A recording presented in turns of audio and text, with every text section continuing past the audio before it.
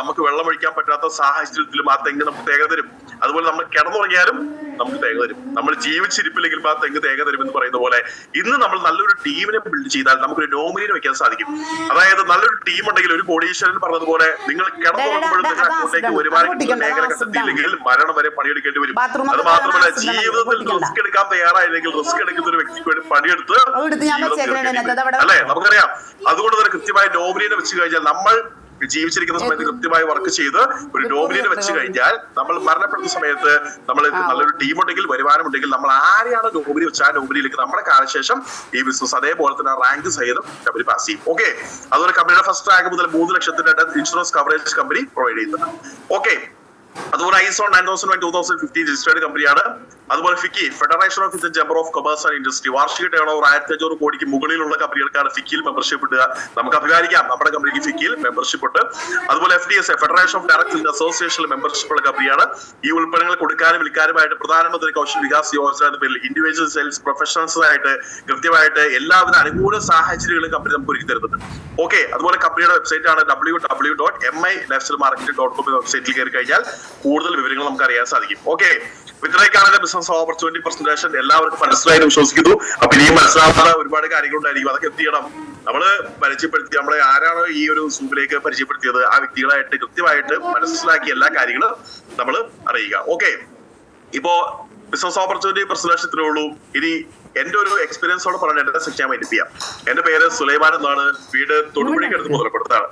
ഞാൻ ഏകദേശം degree second year പഠിക്കുന്ന ഒരു സ്റ്റുഡന്റ് ആയിരിക്കുന്ന സമയത്താണ് ഈ ഓപ്പർച്യൂണിറ്റി ആദ്യമായിട്ട് കേൾക്കുന്നത്. ഒരു ഡിഗ്രി സെക്കൻഡ് ഇയർ പഠിക്കുന്ന ഒരു സ്റ്റുഡന്റ് എന്നൊക്കെ പറയുമ്പോൾ നമുക്കറിയാം ഒരുപാട് പഠിക്കാനുണ്ടായിരിക്കും അല്ലെ, ചെറുപ്രായമാണ്. പക്ഷേ പണ്ട് കാലത്തേക്ക് എന്റെ മനസ്സിൽ ഒരുപാട് ആഗ്രഹങ്ങളും സ്വപ്നങ്ങളും ഉണ്ടായിരുന്നു. അതായത് ജീവിതത്തിൽ എങ്ങനെയെങ്കിലും രക്ഷപ്പെടണം. എങ്ങനെ രക്ഷപ്പെടാനാണ് കാരണം നമുക്കറിയാം. എന്റെ സീരിയസ് ആയിട്ട് പഠിച്ചിറങ്ങിയ വിദ്യാർത്ഥികൾ പോലും നല്ലൊരു ജോലി കിട്ടാത്ത ഒരു സാഹചര്യം ഉണ്ടായിരുന്നു. ആ സമയത്ത് ഞാനും പഠിച്ചിറങ്ങി കഴിഞ്ഞാൽ എന്റെ ഈ അവസ്ഥ എന്താവും എനിക്ക് നന്നായിട്ട് അറിയായിരുന്നു. അതൊരു നല്ലൊരു ജോലി ഒന്നും കിട്ടുന്ന വലിയ കാര്യമായിട്ട് ഉറപ്പില്ലായിരുന്നു. പക്ഷെ ആ സമയത്ത് പ്രതീക്ഷ കൈവിടാതെ ഉറച്ചു നിന്നു എന്നുള്ളതാണ് ഏറ്റവും പ്രധാനപ്പെട്ട ഘടകം. അങ്ങനെ നിൽക്കുന്ന സമയത്താണ് ഞാൻ ഇങ്ങനെ ചിന്തിക്കും, അതായത് എങ്ങനെയെങ്കിലും എനിക്ക് നല്ലൊരു ബിസിനസ് അവസരം വേണം. അതായത് എങ്ങനെയെങ്കിലും ജീവിതത്തിൽ സക്സസ് ആവണം. അങ്ങനെ ഇങ്ങനെ ആഗ്രഹിക്കുന്ന സമയത്ത് എന്ത് ചെയ്യും, എന്തെങ്കിലുമൊക്കെ ചെയ്യണമല്ലോ. അങ്ങനെ ചെയ്യണമെങ്കിൽ നല്ലൊരു അവസരം വേണം. അതായത് അവസരം എന്ന് പറയുമ്പോൾ ഞാൻ ചിന്തിച്ചു ഡിഗ്രിക്കൊക്കെ ശേഷം നല്ലൊരു ബിസിനസ് സ്റ്റാർട്ട് ചെയ്യാം, കുറച്ച് പൈസ ഒക്കെ മുടക്കി നല്ലൊരു ബിസിനസ് ഒക്കെ സ്റ്റാർട്ട് ചെയ്യാന്നൊക്കെ ഇങ്ങനെ ചിന്തിച്ചു. അങ്ങനെ ചിന്തിച്ചുകൊണ്ടിരിക്കുന്ന സമയത്ത് എന്തെങ്കിലും ചെയ്യണമല്ലോ. അപ്പൊ ഡിഗ്രി സെക്കൻഡ് ഇയർ പഠിക്കുന്ന സമയത്ത് BCom ആണ് പഠിച്ചത്. BComൽ second year different types of marketing എന്ന ടോപ്പിക്കിൽ വ്യക്തമായി ഡയറക്ട് സെല്ലിംഗ് പഠിച്ചുകൊണ്ടിരിക്കുന്ന സമയത്താണ് ഈ ഓപ്പർച്യൂണിറ്റി ആദ്യമായിട്ട് ഞാൻ കേൾക്കുന്നത്. കാരണം ഇത് പഠിച്ചുകൊണ്ടിരിക്കുന്ന സമയത്ത് ഈ ഓപ്പർച്യൂണിറ്റി കേട്ട് കഴിഞ്ഞാൽ ഇത് ചെയ്തില്ലെങ്കിൽ എന്നെ പോലെ ഒരു പണ്ടാൻ വേറെ ഉണ്ടാവില്ല എന്ന് എനിക്ക് മനസ്സിലായി. കാരണം എന്നെ ഒരു സുഹൃത്ത് കൊണ്ടായി തൊടുപുഴ ഒരു മീറ്റിംഗ് സെന്ററിൽ പങ്കെടുപ്പിച്ചു. ഇത് കേട്ടപ്പോ തന്നെ മനസ്സിൽ ലഡ്ഡുപൊട്ടി എന്നൊക്കെ പറയണ പോലെ ഇത് കേട്ടപ്പോ തന്നെ ഞാനൊരു തീരുമാനം എടുത്തു, എന്തു സംഭവിച്ചാലും. കാരണം ഞാൻ ആഗ്രഹിച്ചിരുന്ന എന്റെ ജീവിതം സക്സസ് ആവാൻ ഞാൻ ആഗ്രഹിച്ചിരുന്ന ഒരു അവസരമാണ് ഇപ്പൊ എന്റെ കയ്യിൽ വന്നു ചേർന്നിരിക്കുന്നത് എന്ന് എനിക്ക് മനസ്സിലായി. അങ്ങനെ മനസ്സിലായപ്പോൾ തന്നെ എന്ത് ചെയ്തു, ഒരു തീരുമാനം എടുത്തു. എന്ത് സംഭവിച്ചാലും ഈ അവസരം ഞാൻ ഏറ്റെടുക്കുമെന്നുള്ള ഉറച്ച തീരുമാനം എടുക്കാൻ എനിക്ക് സാധിച്ചു. ആ തീരുമാനം എടുത്തതിന് ശേഷം വീട്ടിലേക്ക് പോയ സമയത്ത് നമ്മൾ ഉദ്ദേശിക്കുന്ന പോലെ ഭയങ്കര പോസിറ്റീവ് അങ്ങനെയുള്ള കാര്യങ്ങളൊന്നും ഇല്ല കേട്ടോ. കൂടുതൽ നെഗറ്റീവിന്റെ പെരുമഴയാണ് നമുക്ക് കാണാൻ സാധിച്ചത്. അതായത് എന്റെ സ്വന്തം ഫാദറിനോട് പറഞ്ഞത് ഈ ഉൽപ്പന്നവും ഈ കമ്പനിയായിട്ട് വീട്ടിലേക്ക് വന്നാൽ അതെടുത്ത് പറമ്പിലേക്ക് എറിയുമെന്നാണ് എന്റെ ആദ്യത്തെ പൊസിഷൻ. ഒന്ന് ആലോചിച്ച് നോക്കി. അതായത് സ്വന്തം ഫാദർ പറയാണ്. പിന്നെ എന്റെ സ്വന്തം അളിയൻ പെങ്ങളെ കെട്ടിയ അളിയനോട് പറഞ്ഞ സമയത്ത് അളിയൻ എന്നോട് പറയണം 1.5 വർഷം കൂട്ടി കമ്പനി നീ പൊട്ടിപ്പോയില്ലെങ്കിൽ എന്റെ പകുതി മീശ ഞാൻ പഠിച്ചു കളഞ്ഞേക്കാം. ആര് പറഞ്ഞു? എന്റെ സ്വന്തം അളിയൻ പറഞ്ഞു. പക്ഷെ ഇതൊന്നും എന്റെ മൈൻഡിലേക്ക് കിട്ടില്ല. കാരണം എന്റെ അളിയനോ എന്റെ മാതാപിതാക്കളോ പാരമ്പര്യമായിട്ട് ചെയ്തൊരു ബിസിനസ് അല്ല ഡയറക്റ്റ്.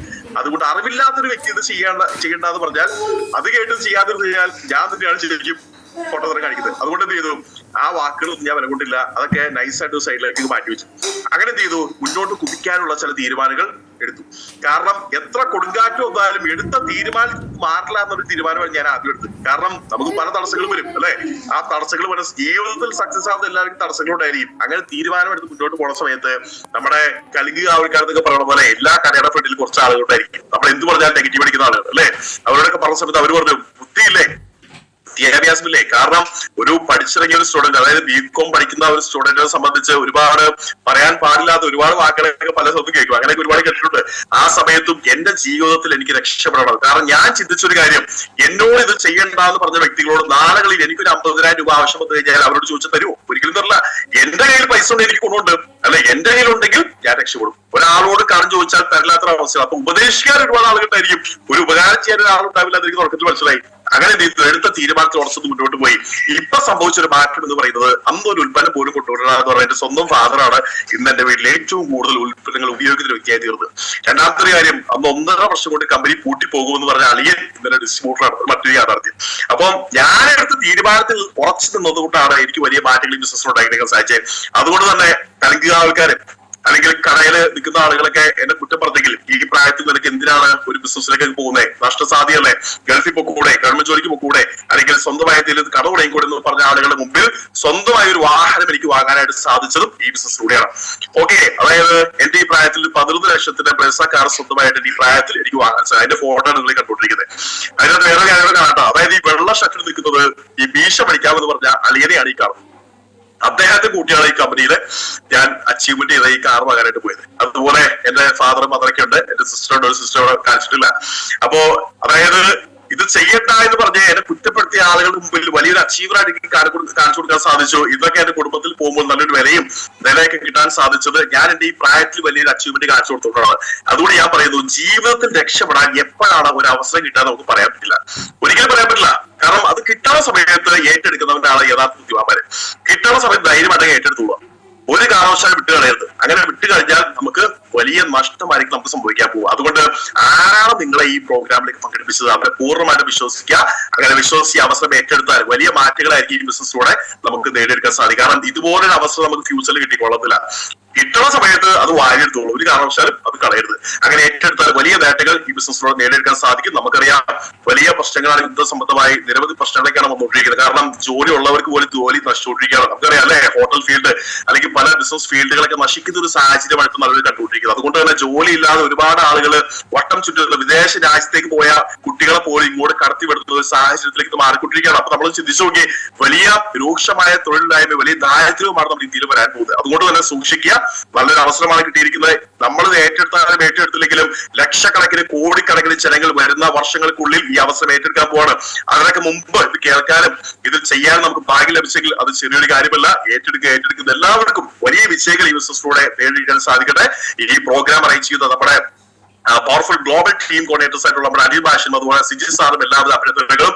നമ്മുടെ സംഘങ്ങളാണ് പറയല്ലേ, ഏതൊരു കാര്യത്തിലും നമുക്ക് വിളിക്കാനും സംസാരിക്കാനും സാധിക്കും. അതുപോലെ തന്നെ നമ്മുടെ സ്വന്തം അച്ഛനമ്മ വിശേഷിക്കുന്ന ചെറിയ കാര്യമല്ല അല്ലെ, ഏതൊരു കാര്യത്തിലും വളരെ സൗകര്യമായ രീതിയിൽ നമുക്ക് എല്ലാ ആവശ്യങ്ങളും നമ്മുടെ ടീമിന്റെ വളർച്ചയ്ക്കായിട്ടുള്ള എല്ലാ ആവശ്യങ്ങളും എല്ലാ കാര്യങ്ങളും കൃത്യമായി പ്ലാൻ ചെയ്ത് ചെയ്യുന്ന ലീഡേഴ്സ് ആണ്. നമ്മുടെ സിജി സാറിന്റെ അനിൽ ഭാഷ നമുക്ക് ഈ ഒരു അവസരത്തിൽ നന്ദി രേഖപ്പെടുത്തിക്കൊണ്ട് നമുക്ക് നല്ലൊരു കൈ കൊടുക്കാം.